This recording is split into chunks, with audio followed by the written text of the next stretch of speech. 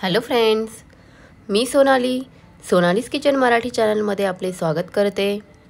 आज आपण सर्वांचाच आवडीचा विषय म्हणजे केस आणि त्वचेची काळजी कशी घ्यायची, त्यासाठी काय केले पाहिजे आणि काय खाल्ले पाहिजे। तर ग्लोईंग स्किन आणि सुंदर केसांसाठी काही अशा गोष्टी बनवून खाल्ल्या पाहिजे किंवा नेहमी खाण्यात आल्या पाहिजे। त्यामध्ये एक आहे आवळा। आवळा हा स्किन आणि केसांच्या आरोग्यासाठी खूप फायदेशीर असतो। तर आज आपण छान असा चवदार मस्त चटपटीत आवळ्याचा मुरंबा बनवणार आहोत, जो एकदा बनवून ठेवू शकतो व वर्षभर खाऊ शकतो। चला तर मग वेळ न घालवता रेसिपीला सुरुवात करूया। पण त्यापूर्वी अशाच नवनवीन रेसिपी बघण्यासाठी सोनालीज किचन मराठी चॅनलला सबस्क्राईब केले नसेल तर सबस्क्राईब करा आणि व्हिडिओ आवडल्यास लाईक, शेअर आणि कमेंट करायला विसरू नका।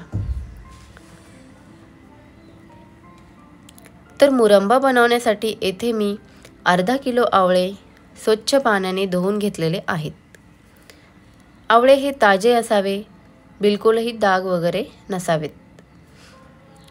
आता स्वच्छ केलेले हे आवळे आपण 10 मिनिटांसाठी वाफवून घेऊया।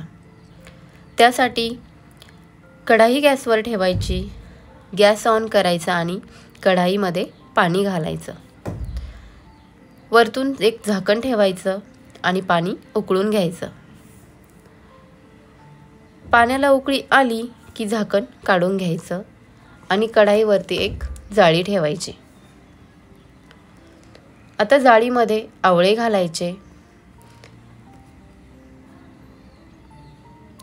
आणि पुन्हा वरून झाकण ठेवायचं। 10 मिनिटांसाठी आवळे छान वाफवून घ्यायचे आहे। 10 मिनिटांपेक्षा जास्त वाफवायचे नाही। 10 मिनिटांनंतर गॅस बंद करायचा, झाकण काढायचे आणि आवळ्यामध्ये चाकू घालून बघायचा। अगदी सहज चाकू आवळ्यामध्ये जातो, म्हणजेच आवळे परफेक्ट वाफलेले आहेत। आता आवळे एका प्लेटमध्ये काढून घ्यायचे आणि थंड करून घ्यायचे। आवळे छान थंड झाले की बारीक किसणीने किसून घ्यायचे। सर्व आवळे व्यवस्थित किसून घेतले आहे। आता पुन्हा कढाई गॅसवर ठेवायची। गॅसची फ्लेम कमीच ठेवायची आहे। कढाईमध्ये आवळ्याचा किस घालायचा आणि अर्धा किलो आवळे घेतलेले आहेत तर अर्धाच किलो गूळ घालायचा। गूळ बारीक करून घेतलेला आहे, म्हणजेच आवळ्यामध्ये तो लवकर विरघळेल। दोन्ही जिन्नस व्यवस्थित मिक्स करायची, मधून मधून हलवत राहायचं। काही वेळातच गुळाचे पाणी व्हायला लागते आणि आवळाही पाणी सोडतो। आता यामध्ये काही मसाले ॲड करू। त्यामध्ये 1 चमचा किसलेले अद्रक घालायचे, अर्धा चमचा काळी मिरी जाडसर कुटून घालायची आणि त्यानंतर 7-8 वेलदोडे तेही बारीक कुटून घालायचे।